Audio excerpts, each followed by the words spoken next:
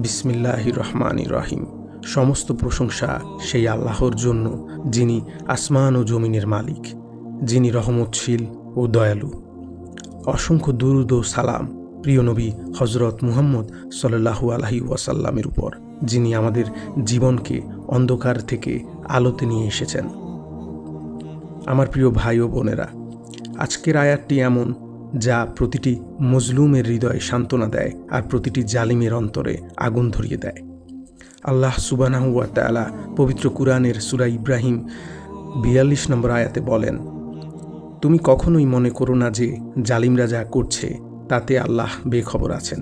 তিনি শুধু তাদেরকে অবকাশ দিয়ে রেখেছেন সেই দিন পর্যন্ত যেদিন তাদের চোখ আতঙ্কে উল্টে যাবে।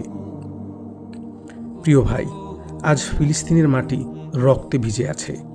নিরীহ শিশুদের শরীর ছিন্ন বিচ্ছিন্ন করা হচ্ছে, মায়েদের কোল খালি হয়ে যাচ্ছে। কাশ্মীরের মানুষ বছরের পর বছর বন্দী হয়ে আছে। ভারতের নিরীহ মুসলমানরা প্রতিদিন নিপীড়নের শিকার হচ্ছে। সিরিয়া, ইরাক, মিয়ানমার, চীন, যেদিকে তাকাই শুধু মজলুমের কান্না। আমার প্রিয় ভাই ও বোনেরা, এই আয়াত আমাদের শিখিয়ে দেয় আল্লাহর কাছে কোনো অন্যায় চাপা থাকে না। আপনি যদি মজলুম হন, ধৈর্য ধরুন। আল্লাহর ফয়সালা ন্যায়ের উপর প্রতিষ্ঠিত। কোনো অশ্রু বৃথা যায় না, কোনো দীর্ঘশ্বাস বিফল হয় না। আপনি যদি জালিম হন, তবে ভয় করুন সেই দিনের যেদিন আপনার চোখ ভয়ে উল্টে যাবে, হৃদয় বুকে ধক ধক করবে, আর কারো সাহায্য আপনাকে বাঁচাতে পারবে না। এই দুনিয়ার অবকাশ যেন আপনাকে প্রতারণায় না ফেলে।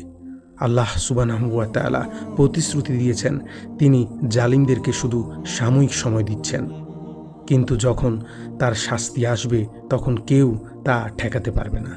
তাই আসুন আমরা নিজেরা জালিম না হই, বরং মজলুমের পাশে দাঁড়াই, ন্যায় ও সত্যের পথে থাকি, যাতে আল্লাহর সেই ভয়ঙ্কর দিনের আযাব থেকে আমরা মুক্তি পাই।